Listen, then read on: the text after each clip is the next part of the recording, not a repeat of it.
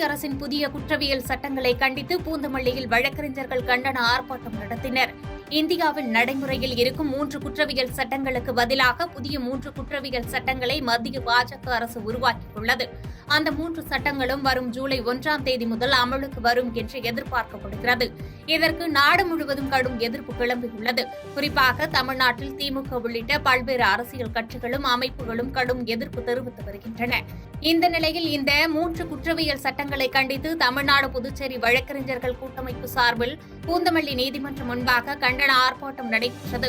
கூட்டமைப்பு தலைவர் ஏகாம்பரம் தலைமையில் நடைபெற்ற ஆர்ப்பாட்டத்தில் புதிதாக கொண்டுவரப்பட உள்ள 3 குற்றவியல் சட்டங்களை கண்டித்து ஆர்ப்பாட்டத்தில் ஈடுபட்டவர்கள் கண்டன முழக்கங்களை எழுப்பினர். வழக்கறிஞர்களின் ஆர்ப்பாட்டத்தை தொடர்ந்து பூந்தமல்லி போலீசார் பாதுகாப்பு பணியில் ஈடுபட்டிருந்தனர்.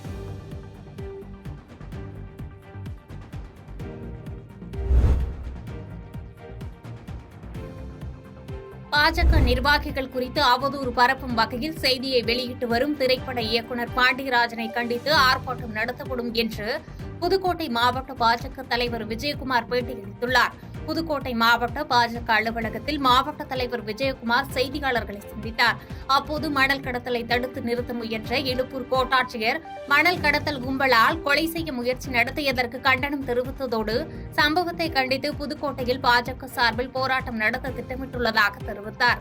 பாஜக மாநில தலைவர் அண்ணாமலையின் முயற்சியால் தமிழகத்தில் பாஜக 11% வாக்குகளை பெற்றுள்ளது என்று தெரிவித்த விஜயகுமார் 2026ஆம் ஆண்டு சட்டமன்ற தேர்தலில் பாஜக தலைவர் அண்ணாமலை தலைமையின் கீழ் பாஜக ஆட்சி அமையும் என்று கருத்து தெரிவித்தார். பிரபல இயக்குநர் பாண்டியராஜனுக்கும் பாஜக புதுக்கோட்டை மாவட்ட நிர்வாகிகளுக்கும் இடையே தனிப்பட்ட முறையில் இருக்கும் பிரச்சனையால் பாஜக நிர்வாகி குறித்தும் பாஜக கட்சி குறித்தும் இயக்குநர் பாண்டியராஜன் பல்வேறு கருத்துக்களை வெளியிட்டதற்கு கண்டனம் தெரிவித்ததோடு இதே நிலை தொடர்ந்தால் அவர் மீது சட்டப்படியான நடவடிக்கை எடுப்பதோடு ஆர்ப்பாட்டமும் நடத்தப்படும் என்று தெரிவித்தார். இந்த செயலை பாரதிய ஜனதா கட்சியின் சார்பில் முதலிலே எங்களுடைய மாநில தலைவர் அண்ணாமலை அவர்கள் கண்டித்திருக்கிறார், அறிக்கை விட்டிருக்கிறார். அதில் சம்பந்தப்பட்டவர்கள் மீது கடுமையான நடவடிக்கை எடுக்க வேண்டும் என்றும் தெரிவித்திருக்கிறார். தேவைப்பட்டால் மாநிலம் தழுவிய போராட்டங்கள் நடத்துவோம் என்றும் தெரிவித்திருக்கிறார். அரசு அதிகாரிகள் அரசாங்கத்திலே மக்களுக்காக வேலை செய்ய பார்ப்பவர்களுக்கு திமுக ஆட்சியில் பாதுகாப்பு இல்லை என்பதை தெரிவித்திருக்கிறார். அந்த அடிப்படையில் புதுக்கோட்டை மாவட்ட பாரதிய ஜனதா கட்சியின் சார்பில் இந்த சம்பவத்தை கண்டித்து மிகப்பெரிய அளவில் ஒரு போராட்டம் நடத்துவது என்று முடிவு செய்திருக்கிறோம்.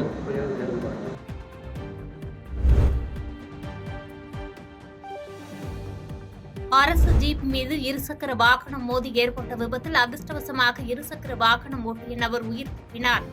நீலகிரி மாவட்டம் காணிக்கராஜ் நகர் பகுதி அருகில் உதகையிலிருந்து குன்னூர் நோக்கி வந்து கொண்டிருந்த இருசக்கர வாகனம் குன்னூரிலிருந்து ஊட்டி நோக்கி சென்று கொண்டிருந்த அரசு ஜீப் மோதியதில் இருசக்கர வாகனம் அப்பளம் போன்று நொறுங்கியது.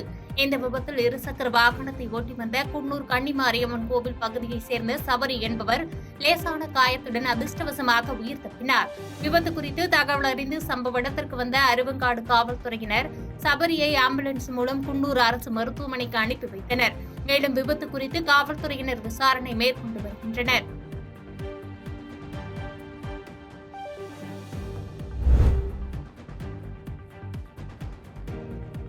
கன்னியாகுமரி மாவட்ட நாகர்கோவில் நீதிமன்ற வளாகத்தில் வழக்கறிஞர் சங்கம் சார்பாக முதன்முறையாக நீதிமன்ற வளாகத்தில் உள்ள வழக்கறிஞர் சங்க கட்டிடத்தில் புத்தக கண்காட்சி இன்று நடத்தப்பட்டது. இதில் சட்ட புத்தகம் முதல் பொது அறிவு, சமூக சிந்தனைகள், புத்தர் போன்றவர்களின் படைப்புகள் அடங்கிய புத்தகங்கள் ஏராளமாக இடம்பெற்றன. நீதிமன்றத்திற்கு வரும் குற்றவாளிகள், விசாரணை கைதிகள், பாதிக்கப்பட்ட பொதுமக்கள் அனைவரும் மனம் திருந்தும் வகையில் இந்த புத்தக கண்காட்சி முதன்முறையாக நடத்தப்பட்டதாக நாகர்கோவில் வழக்கறிஞர் சங்கம் தெரிவித்துள்ளது. இந்த முயற்சி பல்வேறு தரப்பிலும் வரவேற்பை பெற்று வருகிறது.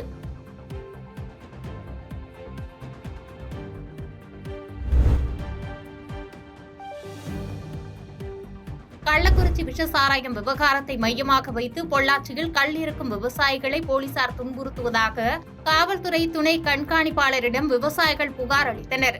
கள்ளக்குறிச்சி மாவட்டத்தில் விஷசாராயம் அருந்தி உயிரிழந்தோர் எண்ணிக்கை அதிகரித்து வருகிறது. இதன் எதிரொலியாக தமிழகம் முழுவதும் போலீசார் தீவிர கண்காணிப்பில் ஈடுபட்டுள்ளனர்.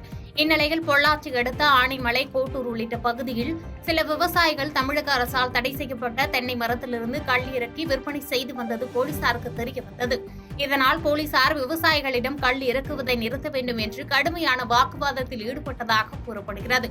ஒரு சில விவசாயிகளை தீவிரவாதியை போன்று விசாரணை நடத்தியதாக புகார் தெரிவித்த விவசாயிகள் சிலர் பொள்ளாச்சி காவல்துறை துணை கண்காணிப்பாளர் அலுவலகத்தில் மனு அளிக்க வந்தனர். பின்னர் செய்தியாளர்களை சந்தித்த விவசாயிகள் தங்கள் வாழ்வாதாரத்திற்கு கல்லிறக்கி விற்பனை செய்வதாகவும் பூரண மதுவிலக்கு தேவை எனில் மதுபான கடைகளை மூடிவிட்டு தங்களிடம் அரசு கேட்கட்டும் என்று கருத்து தெரிவித்ததோடு கல்லிறக்கும் விவசாயிகளை தொந்தரவு செய்தால் பொள்ளாச்சி காந்தி சிலை முன்பு கல்லிறக்கி விற்பனை செய்யும் முடிவை எடுக்க நேரிடும் என்று எச்சரிக்கை விடுத்தனர்.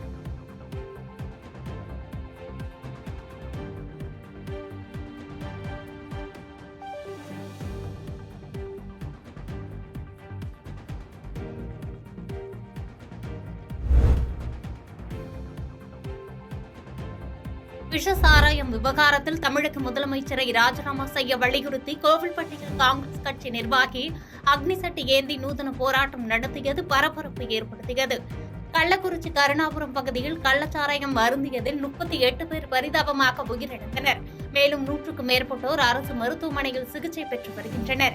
இந்நிலையில் தூத்துக்குடி மாவட்டம் கோவில்பட்டி கோட்டாட்சியர் அலுவலகத்தில் காங்கிரஸ் கட்சி வடக்கு மாவட்ட துணைத் தலைவர் வழக்கறிஞர் ஐயுலுசாமி என்பவர் கள்ளக்குறிச்சியில் கள்ளச்சாராயம் அருந்தி பலர் உயிரிழந்த விவகாரம் தொடர்பாக தமிழக முதலமைச்சர் பொறுப்பேற்று தனது பதவியை ராஜினாமா செய்ய வேண்டும், காவல்துறையை சுதந்திரமாக செயல்பட அனுமதிக்க வேண்டும் உள்ளிட்ட கோரிக்கைகளை வலியுறுத்தி ராகுல் காந்தி திருவுருவ படத்துடன் கையில் அக்னிசட்டி ஏந்தி போராட்டத்தில் ஈடுபட்டார். மேலும் தனது கோரிக்கை மனுவினையும் கோட்டாட்சியர் அலுவலகத்தில் வழங்கினார்.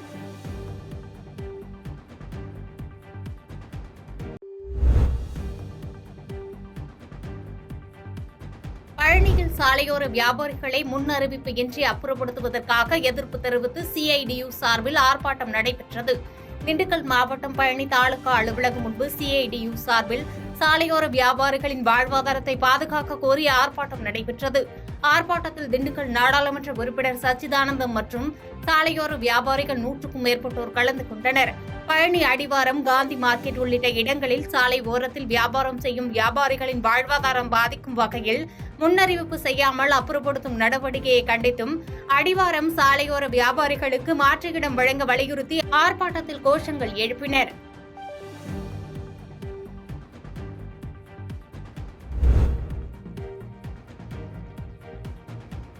திருவொற்றியூர் சார்பு நீதிமன்றத்தில் வழக்கறிஞர்களுக்கு வசதி இல்லை என்று நூதன முறையில் வழக்கறிஞர்கள் ஆர்ப்பாட்டம் நடத்தியது பரபரப்பை ஏற்படுத்தியது.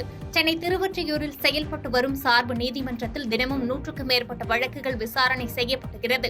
இந்நிலையில் நீதிமன்ற கட்டிடம் சிதிலமடைந்தும் கைதிகள் பயன்படுத்தும் கழிவறையை வழக்கறிஞர்கள் பயன்படுத்தும் சூழ்நிலை உள்ளது. இந்த நிலையில் அடிப்படை வசதிகள் இல்லை என்று கூறி வழக்கறிஞர் சங்க தலைவர் தொண்டன் சுப்பிரமணி தலைமையில் 100க்கும் மேற்பட்ட வழக்கறிஞர்கள் நூதன முறையில் கட்டிடத்திற்கு கயிறு கட்டி இழுத்து ஆர்ப்பாட்டத்தில் ஈடுபட்டனர். அப்போது நீதிமன்றம் சொந்த கட்டிடத்தில் இயங்க அரசு ஆவணம் செய்ய வேண்டும், உடனடியாக நீதிமன்றம் சொந்த கட்டிடத்தில் இயங்க ஏற்பாடு செய்ய வேண்டும் என்று வலியுறுத்தினர்.